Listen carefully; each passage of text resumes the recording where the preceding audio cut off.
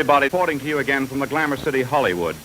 We've found often that the kind of mindset of the person we're looking at combines all these elements. It's somebody has a forward-thinking attitude. They have a mindset for innovation. They like to be first in trying things, and they want to see their diet improve, the environmental impact of their product choices improve. The car they drive will go from petrol to hybrid to EV.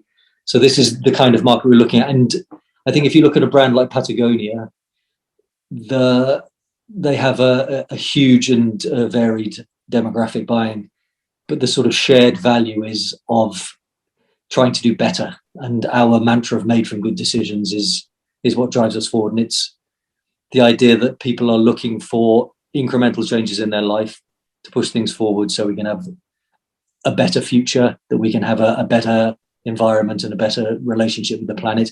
And this shoe is a major step forward in their lives, where they can say, okay, I'm a runner, I have running shoes, and now my running shoes can fit into the ideals that I put into the food I buy, the car I drive, and the other choices I make in my life.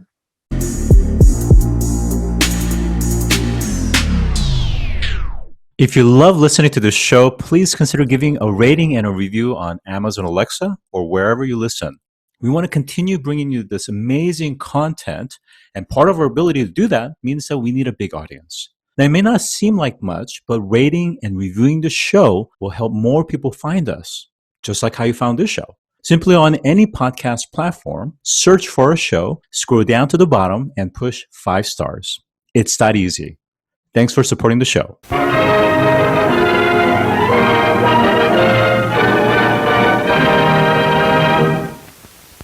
I'm joined by Dominic Sinnott, who is a co-founder of Zen Running Club. Thanks for joining today. Thanks, Scott. So Dominic, are you a runner? And if so, how long have you been running for?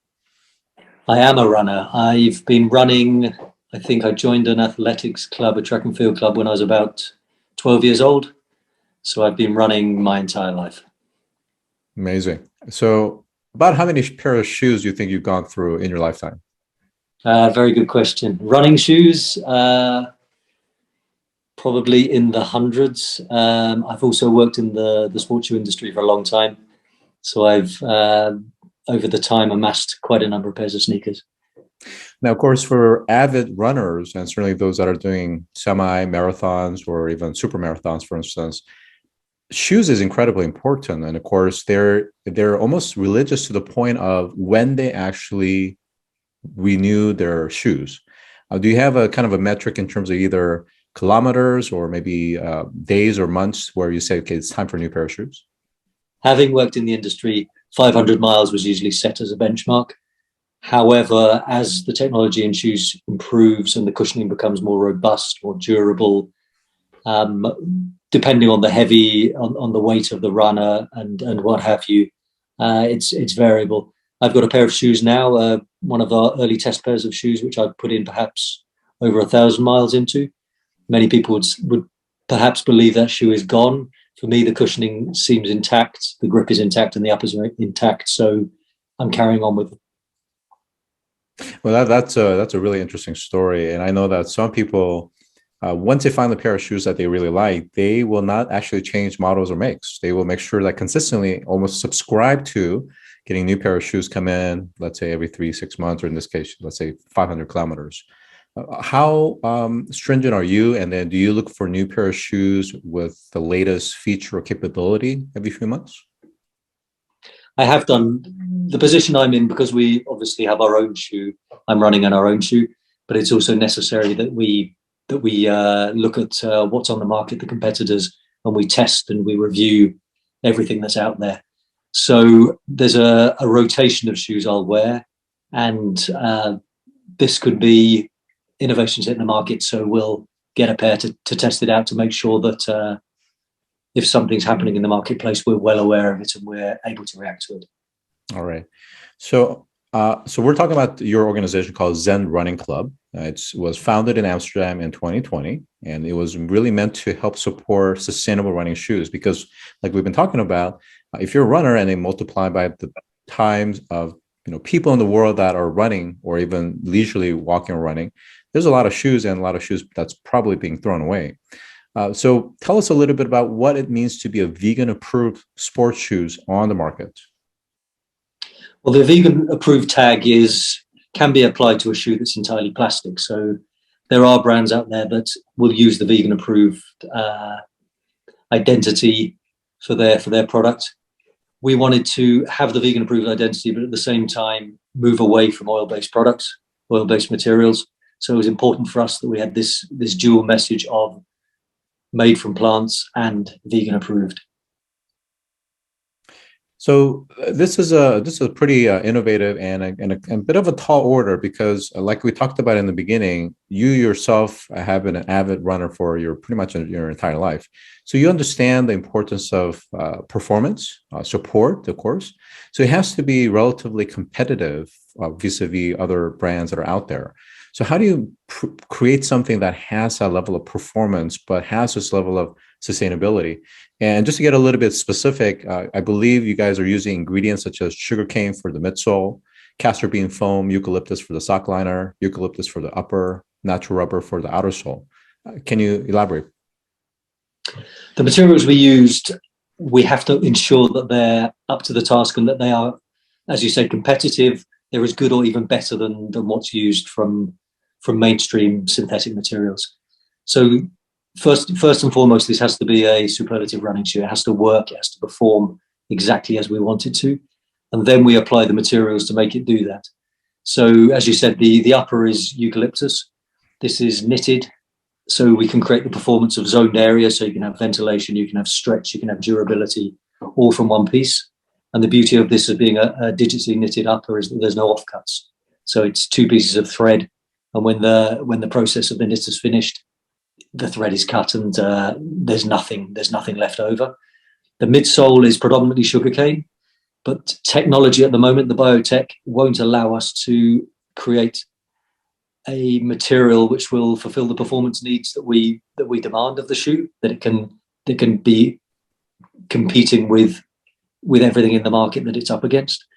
So there's an element of recycled and traditional material in there. At the same time, our aim is always to chase down every possibility so we can ingredient by ingredient reduce what isn't plant in the midsole, that we can get it eventually to 100%. So this is the aim, and with the sort of the periodic leaps forward in plant-based technology, we're confident that this is on the horizon. So I want to explore two specific areas that you brought up. One is around the selection of these different types of plants or sources, why and how, and kind of the thought process around that. And secondly, you bring up a great point, is that because you guys are really the assemblers, you're not necessarily creating the ingredients or the final form factor, specifically if it involves, let's say, biotech, for instance. So being able to actually rely upon other manufacturers and sourcers to advance their technology so that you can actually have the best possible. So if you could address the first one and then followed by the second question. Okay, sorry, can you just remind me of the first question? Yeah, the first question is, how did you go about selecting things like eucalyptus, castor bean foam, sugarcane, when there are many other types of plants and sources out there? So how do you actually, systematically create a matrix of characteristics, functionality, and the performance aspects? The materials we selected, one of our three partners is an expert in shoe development. So he's very much part of the scene of the factories and the supply chains and the suppliers involved in that. So he's been monitoring advances with various suppliers in the foams, in the threads we're using on the upper, the uses and performance of the rubber in the outsole. And in doing so, we're in a kind of a network of suppliers that are contacting us as well as us contacting them to show us their latest innovations that we can compare and contrast one to the other. And as we're sort of in the early stages of sports shoe technology being able to be achieved with plants, there's a smaller number of suppliers comparative to traditional materials. So we're kept aware of what's available and what we can use. We also look at what competitors are using, advances in what competitors are using. We seek out what they're doing, how they're doing it, where they're getting their materials from, and then we look to sort of push it the next step further from what exists on the marketplace. Mm-hmm. And the second question is, again, some of this you may not necessarily know. You mentioned that there's a smaller network of suppliers because it's a smaller niche segment. For those, how are they going about advancing their technologies? Specifically, talked about the MITSO, for instance, and the limitations of the current biotechnology. What is being done specifically on the sugarcane, for example, whether it's with microbiomes or fermentation, so that it can actually get to the form factor that you need for that kind of performance? So specifically with the sugarcane, what's missing at the moment, you could create a street shoe, a lifestyle or a leisure shoe using close to full sugarcane mix and to create the foam. With a running shoe, it demands certain consistencies in the cushioning, in the rebound, and in the durability. And this is what's currently missing.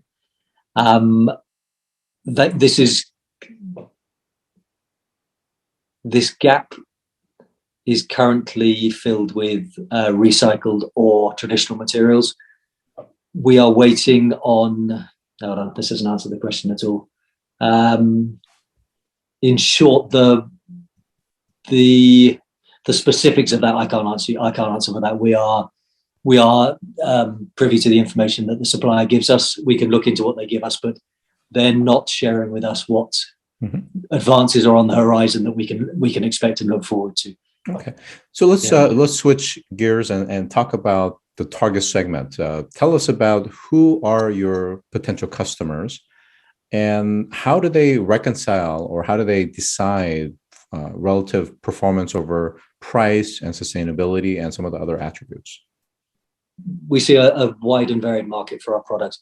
We have our runners. We have people who have a specific interest in sustainability issues. We have people who simply like the style of it. We've found often that the kind of mindset of the person we're looking at combines all these elements. It's somebody who's has a forward-thinking attitude. They have a mindset for innovation. They like to be first in trying things, and they want to see their diet improve, the environmental impact of their product choices improve. The car they drive will go from petrol to hybrid to EV. So this is the kind of market we're looking at. And I think if you look at a brand like Patagonia, they have a huge and varied demographic buying, but the sort of shared value is of trying to do better. And our mantra of made from good decisions is what drives us forward. And it's the idea that people are looking for incremental changes in their life to push things forward so we can have a better future, that we can have a better environment and a better relationship with the planet. And this shoe is a major step forward in their lives, where they can say, okay, I'm a runner, I have running shoes, and now my running shoes can fit into the ideals that I put into the food I buy, the car I drive, and the other choices I make in my life. Mm-hmm, mm-hmm. So you feel that it's really a part of a holistic transformation, almost a persona in terms of what they're embracing, not only in terms of what they consume internally, but also on the outside as well. So every facet of their lives are really trying to embody that sustainability. And with that, there's compromise, right? So are there compromises that you guys recognize, or how do you, from a marketing or positioning, reconcile some of those compromises people have to make? Yes, there are compromises. The shoe itself, because we came into it believing we could make it 100% plants. And the idea that we're pushing towards is that you can dig a hole in the garden, you can put the shoe in when it's run many miles and it's worn and finished its useful life. It'll degrade to soil, which the next batch of plants to grow the next round of shoes is grown from. This is the idea that we're chasing.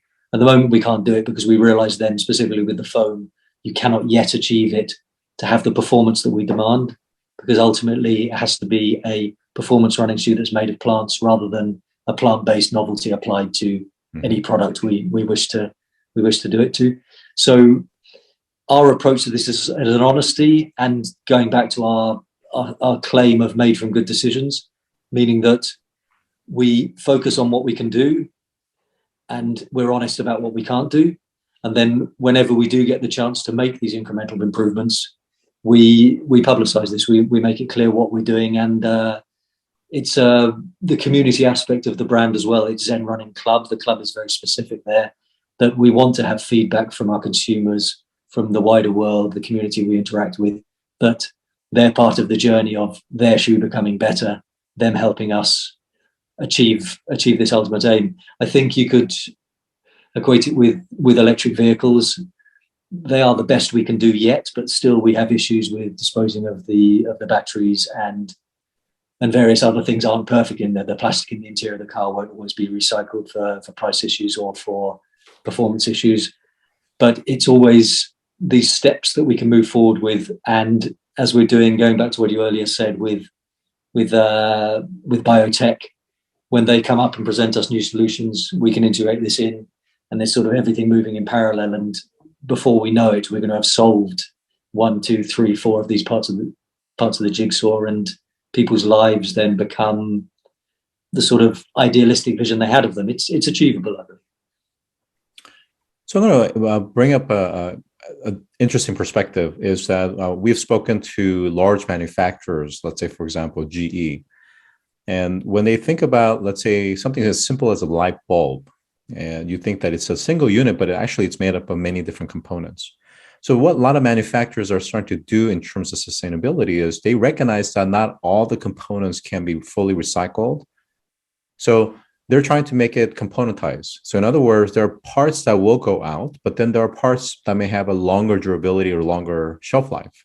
So that instead of buying an entire new light bulb or some sort of a system, you just replace a part that needs to be replaced. So is there something like that could possibly work for shoes? So for instance, one of the ways that I've started to internalize sustainability is, prior to learning about you guys, is instead of replacing the entire shoe, I'm trying to get longer durability out of the shoe so that I'm not having to constantly cycle through new shoes and throw them away by replacing the insole, for example, or the midsole. Are there ways that can be componentized for you guys so that you could, in fact, part of it, you could bury it and it basically becomes compost, but then there are parts that can be replaced? It's a very good question. And it also, if you look at the tradition of shoemaking, it harks back to the earlier days of shoemaking, where a leather shoe would have its sole replaced again and again and again because the sole was wearing out quicker than the upper. And we've got used to buying these complete products where one part fails, all fails. From ours, in terms of the disposal of our shoe, in effect, we've thought about, we've rationalized if we could have, in effect, you chop off the upper. The upper is eucalyptus and cotton. It's entirely plant-based. This goes in your green trash, whereas the midsole, this is predominantly plants, but there's some plastic elements in there. So this then goes elsewhere. The problem we have now as a startup is we can't capture all these parts. It's unsustainable for us to be able to capture all these parts and work them back together. But what you're saying is in effect true. You can regrind elements. So the midsole, if that was returned to a central location, the midsole could be reground, and those components could form the next 25% of reused material together with 75% of sugarcane in a future midsole. The upper could become compost. So again, it has a second life. The outsole from the natural rubber, this, because it is the outsole, should be the first part to wear. And this, in a sense, should be your barometer of when the shoe is worn and ready to be deassembled and taken onto its next life. I'm going to ask a fairly fundamental question. On this show, we've had a lot of different interesting and intriguing startups that have come through the show, some of which are really more lifestyle oriented, geared towards millennials and Gen Zs that really care about sustainability. One in particular, I think, provides beach towels and water bottles and so forth. And it's interesting because the youth are purchasing these products not because of necessarily the full utility that they can gain, but it's almost like a status symbol. The brand represents their philosophy, their outlook, and they want other people to see it. So in other words, for Zen Running Club, sure, I mean, I think there's the elite group that are running, but then most people are going to be wearing apparel because it's a statement. So why not go down the path of more of a lifestyle? So I'll give you one more example. I'm forgetting the name of the company that a friend of mine used to run that was acquired by a larger watch company. But this was a wearable device that you wore on your wrist. And apparently in China, people were purchasing it not for the actual performance or the functionality, but it was a status symbol. And oftentimes they wouldn't even actually charge or place a battery inside. So how can Zen Running Club become more of a larger, broader movement versus a very niche player? I think because running shoes as a market, running shoes are, for sports brand, the most profitable footwear market, the most profitable avenue for footwear, because they're multifunctional. They're intended for running, but the vast majority of people who buy a running shoe use them as a sneaker to walk around in. It's the comfort, it's the lightness and everything else. Compare that to a sport like basketball. It's more of a niche, and then again, soccer, they become way too specific to the sport they're used for. So running for the sportswear industry is this is the gateway to the largest lifestyle market and the biggest number of sales. So for us, we've already got that.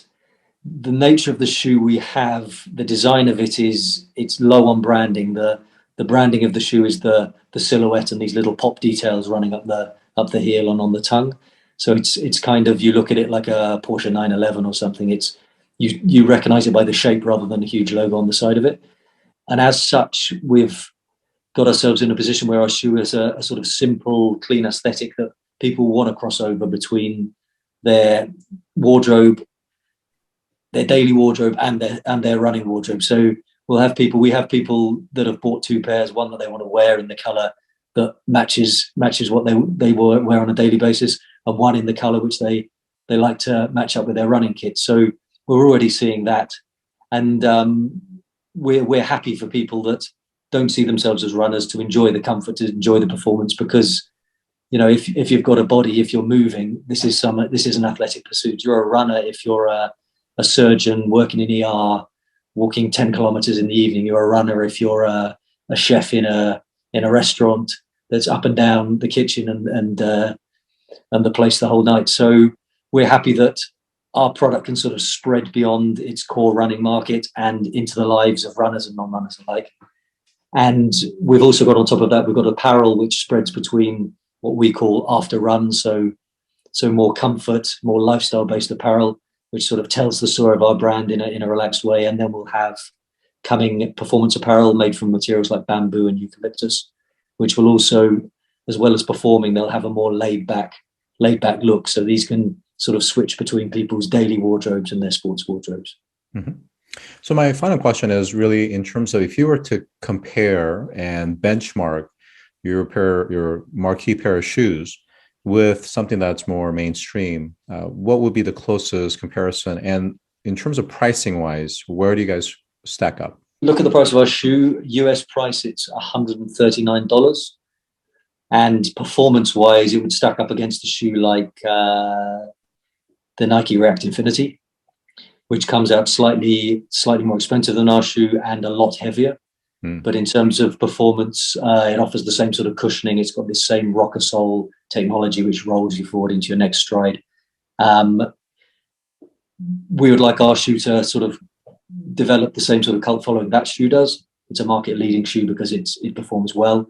And we believe ours performs to and beyond that standard. In closing, I would say that I'm personally very excited about it. I think much like some of the persona that you were describing, I've been very intentional about really imbuing sustainability into every facet of my life.